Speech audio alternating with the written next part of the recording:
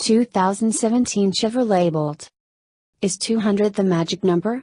Would that many miles of reliable electric driving range make you consider an electric vehicle as your daily driver? Chevy hopes so, and as such has invested considerable effort into making sure the purely electric Bolt is a real car with a useful package and respectable ride and handling chops. Heck, Chevy even installed an SCCA racer, Josh Tavel, as chief engineer to make that happen. How did he and his bicontinental team, design and development work has been split between Korea and the US, do? The front and rear lighting units of the cars we drove were all prototypes, as tooling these complex parts requires among the greatest lead times. I'm in Las Vegas for the Consumer Electronics Show, where Chevy has set up an elaborate electric avenue display showing off all its electrified offerings with the opportunity to take them for a spin around a closed course in a parking lot. There are no bumps, and the few janks left and right that the concourse provides don't give too much opportunity to assess steering feel, body lean, and things of that sort. What it does reveal is that the front motor pulls the Bolt away from a stop or a corner with great authority. Power and torque specs are being held until the vehicle's launch at the Detroit show, but we are told the 0 to 60 mph dash will take less than 7 seconds. If you drop the shift lever into low gear, you get one-pedal driving, which summons more regenerative braking when you lift off the throttle. This is more relaxing than moving from gas to brake and stop and go driving. The degree of regen is considerably less than in the early Mini E, which felt like the airbags might trigger if you jumped off the gas, and if it's not enough, you can trigger the paddle on the left side of the wheel to increase the level of regen a bit more.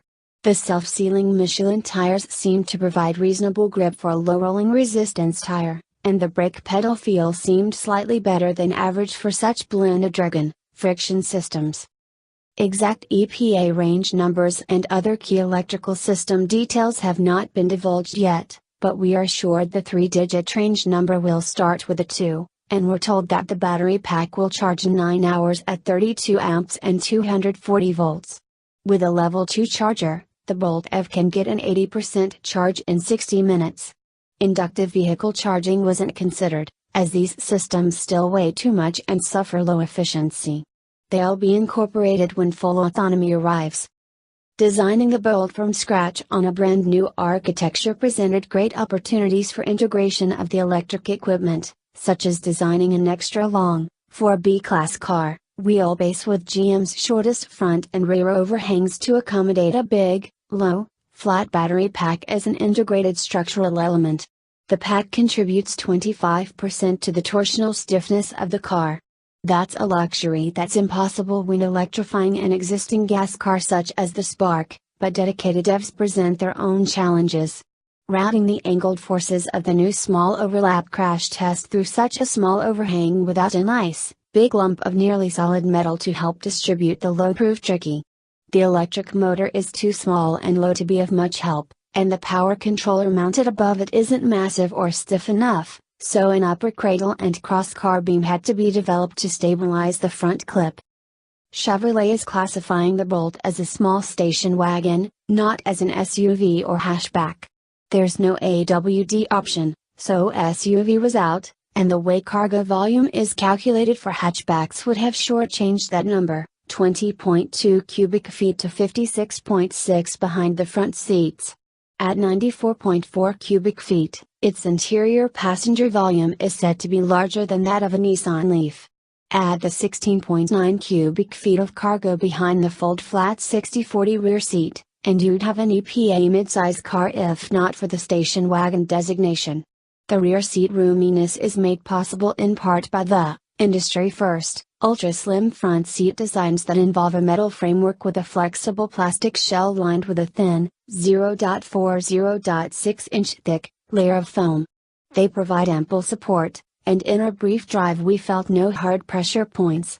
And anyway, nobody will ever spend 10 hours at a stretch in these seats.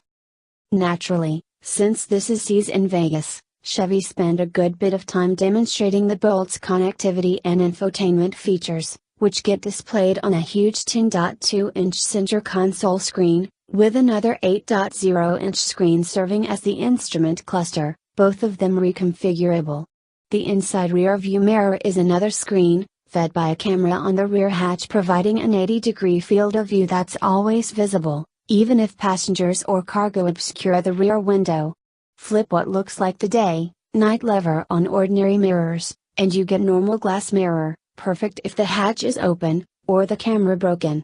There's also a 360-degree around view that shows on the center stack screen. 7 devices can connect to the onboard Wi-Fi hotspot, and 10 phones can pair with the car.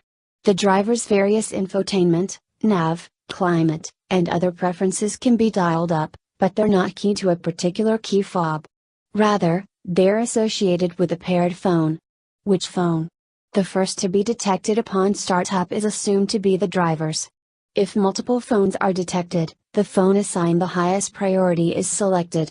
And Bluetooth Low Energy senses the phone approaching and can unlock the car. Eventually, it will enable car sharing by authorizing other users' phones, but for now the key must be present to drive off. There are new functions enabled on the My Chevrolet mobile app, and Apple CarPlay and Android Auto are standard. Myriad screens offer a multitude of eco-coaching and recording capabilities, and it will be possible to share these results with other EV owners to compete for top miles/kW-hour, energy regeneration, climate efficiency, etc. The Bolt is scheduled to go on sale in the fourth quarter of 2016 at a net price, after federal tax credits, of less than $30,000. Watch MotorTrend.com for more details following its official Detroit debut, and expect a more extensive drive coming this summer.